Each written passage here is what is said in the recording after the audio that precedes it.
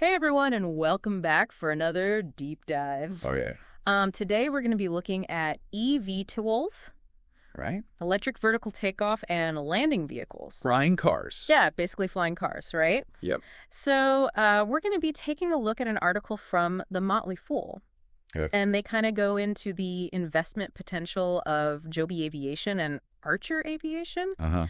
So we're going to be asking the question, are these things really the future of transportation? Yep. Or is it just a bunch of hype? Or are we just getting excited over nothing? It's a good question, and there's definitely a lot of excitement. Yeah. There's no doubt there's a lot of hype. Yeah. And especially, we saw these companies, Joby and Archer, their stocks just went crazy. Yeah. Especially after the election. It felt like the whole GameStop thing all over again. Yeah. Just investors just piling in Yeah. based on the hype. But the article does a good job of, I think, sort of bringing us back down to earth a little bit Yeah. and highlighting some of the challenges. Yeah. What's the big one? I mean, the technology is really impressive. Yeah. But there's this really key thing missing, Okay. and that's infrastructure. Right. And specifically, we're talking about vertiports. Vertiports. These landing pads Yeah. for these flying machines. So you can't just have them landing like... Exactly. Base. You can't just have them touching down on a street corner or in someone's backyard. I mean, and the article really highlights Yeah. what a problem this is. Okay. I mean, just think about it. Trying to build these vertiports Yeah. in a city like San Francisco Uh-huh. or New York. Right. I mean, it's a nightmare logistically. Oh, I can only imagine. It's a nightmare. And the article gives this example of Archer Aviation. Yeah. They're aiming for just 5 vertiports in the entire San Francisco Bay Area. That's it, just 5. 5, that's it. And you think about that. I mean, imagine trying to get around a city Right. with only 5 taxi stands. It just wouldn't work. Yeah. It's wild. It just wouldn't work. So then, like, what's the point of even having these Yeah. fast flight times if you're going to be stuck in traffic? Exactly. Just trying to get to the vertiport. That's the irony, isn't it? Yeah. You're going to be stuck in traffic just trying to get to the place where you can take off and fly over the traffic. Yeah. You might as well just hop in an Uber or a Lyft. Exactly. Yeah. And that's where the financial reality comes in. Yeah. Because these eVTOLs, Mm-hmm. they're not cheap. No, I imagine not. The ones that Archer's developing, they cost $5 million each. $5 million each. Compare that to Oh.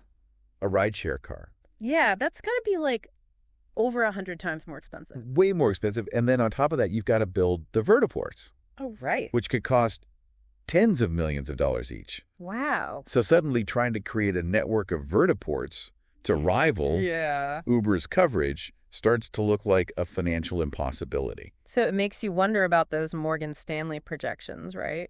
They were saying it's going to be $1 trillion market by 2050. Yeah, $1 trillion market. But this article is a little bit skeptical, and it makes me skeptical too. Yeah, and rightfully so. I mean, are we just getting blinded by the shiny new tech? Right. Are we overlooking the practical challenges? Because right now, Joby and Archer, they're generating almost no revenue. Yeah, they're still in the early stages. They're early stages, but they're being valued as if they're about to take over the world. Yeah, it feels like another tech bubble. It really does. And it makes you think about other examples, right? Right. Like Amazon's Prime Air drone delivery.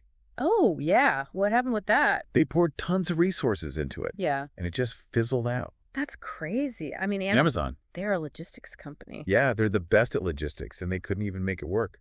So it makes you wonder, is there something fundamental about transportation Right. that makes it so hard to disrupt? That's the question, isn't it? Yeah. Why is transportation so difficult to disrupt?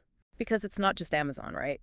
No, So it's everybody. everyone's trying to figure this out. Yeah. And maybe we're thinking about eVTOLs too narrowly. Okay. Maybe instead of trying to replace our daily commute, Uh-huh. maybe they're better suited for something else, Right. for more specialized roles. More niche applications. Exactly. Okay, so if they're not going to be replacing our daily commute, Right. then what are they going to be doing? Well, the article hints at a few things. Okay. One area they might disrupt is the short-haul helicopter market.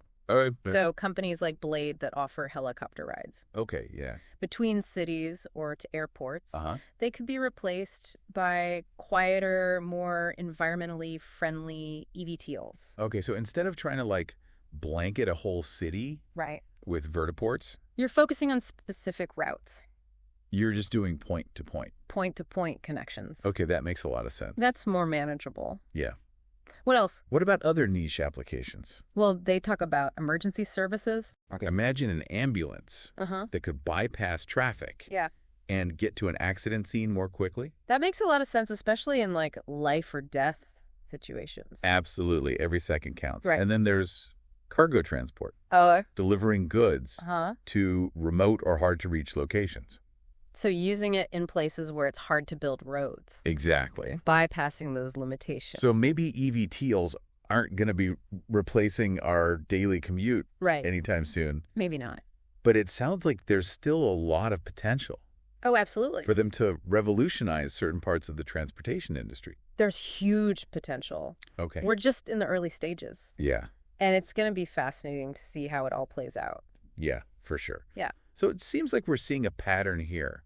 Disrupting transportation is really hard. Yeah, it's really hard. And even if we can figure out the whole vertiport thing, right. there's still the tech challenges. Oh, absolutely. The technology itself. Yeah, it's not quite there yet. Okay. One of the biggest things is battery tech. Okay. Yeah, batteries. Current batteries are heavy. Yeah. They just don't have the range. So even if we had a vertiport on every street corner, Right. these things can't fly that far. Yeah, they're limited by how far they can go on a single charge. Yeah, that makes sense. And then we haven't even talked about safety. Oh, right. We're talking about aircraft here. Yeah. Getting these things certified for commercial use. Mm. It's a long process. Yeah. A rigorous process. There's a lot at stake. Absolutely. You're putting people's lives in the air. Right. And then there's public acceptance. Oh, yeah. I didn't even think about that. Would you feel comfortable I don't know. sharing the skies with hundreds of these things? I mean, I think it would be cool, It would be cool. but I'm not sure I'd feel safe. Right. And what about noise? Yeah. Noise pollution. I live in a city. Right. It's already pretty loud. Exactly. So these are all factors that could slow down adoption, even if the tech was perfect. Right. Even if we had all the vertiports we needed. So it seems like there's still a long way to go Yeah, there's a long way to go. before we're all flying around in these things. Definitely. But there's still so much excitement Yeah. around this technology. Yeah. Why do you think that is? I think it's that dream. The dream. The dream of flying cars. Yeah. It's been around for decades. Yes, it's like the Jetsons or something. Right. It represents freedom, Yeah. progress, The future. a future that feels just out of reach. It's like that sci-fi appeal. Exactly. It's like we're getting a glimpse of that future. And I think that's really exciting for people, Yeah, I guess. even if the timeline is longer Right. than some investors might hope. It's still a huge deal. It's a huge deal. So let's say everything works out. Okay. The tech gets there. Uh-huh. The regulations fall into place. Yep. People love the idea of flying cars. Right. What does that world look like? I mean, it's fun to think about. Yeah. Imagine a world without traffic.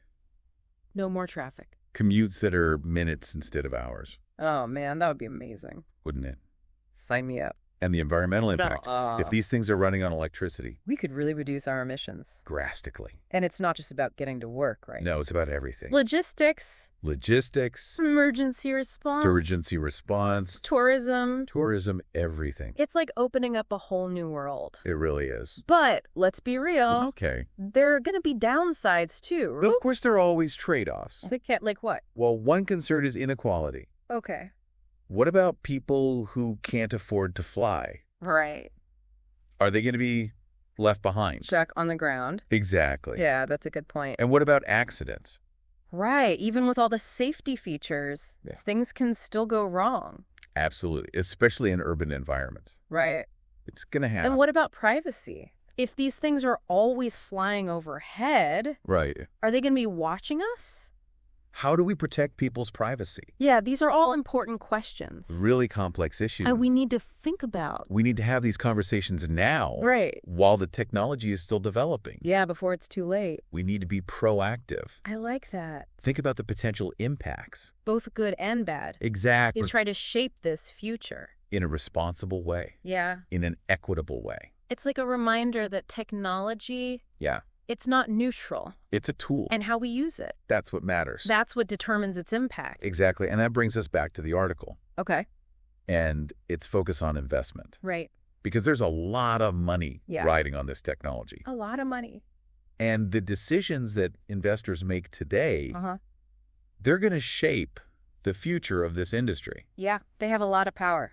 They do. All right. So as we wrap up our deep dive into eVTOLs, I want to bring it back to you, the listener. Yeah. What really stood out to you in this Motley Fool article? I think for me, it was just how challenging this is all going to be. Right. Like, it's easy to get caught up in all the excitement Yeah. and picture these flying cars zipping around. Yeah. But then when you really dig into it, all the practical stuff, the infrastructure, the regulations, the cost, you realize this is not going to be easy. Right. And, the article was pretty skeptical about those market projections. Well, that's fully so. Like $1 trillion market by 2050. Yeah. I don't know about that. It makes you think twice. Yeah. And I think it's a good reminder that we can't just invest based on hype. Absolutely. You got to look at the fundamentals. Yeah. The real world challenges. Yeah. We're going to be smart about this. Right. We got to ask the tough questions. Yep. Are these companies really set up for success? Are they going to make? That's the big question. So I guess the big takeaway here is that eVTOLs are super cool. They are cool. And they could really change transportation. Yeah. But it's not going to happen overnight. No, it's going to be a long road. There are going to be bumps along the way. Definitely. A lot of obstacles to overcome. And the future is not set in stone. Right. It's something we create. Through our choices, our investments, our vision. Exactly. So as you're thinking about eVTOLs, keep this in mind. Okay. The article focused on Joby and Archer. Right. But there are a ton of other companies out there. Oh, yeah.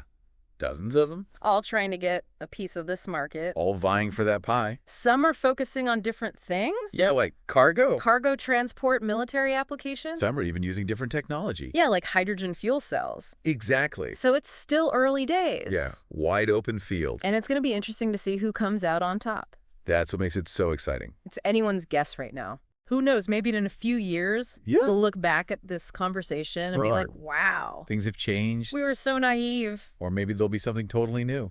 Yeah, something we haven't even thought of yet. Right, some other crazy transportation revolution. That's the beauty of it. The future is full of possibilities. And that's what makes it so fun to talk about. Absolutely. So that's all for this deep dive. Right. Hope you enjoyed it. I did. Learn something new. Always learning. Keep those minds curious. Yeah, stay curious. And we'll see you next time. See ya.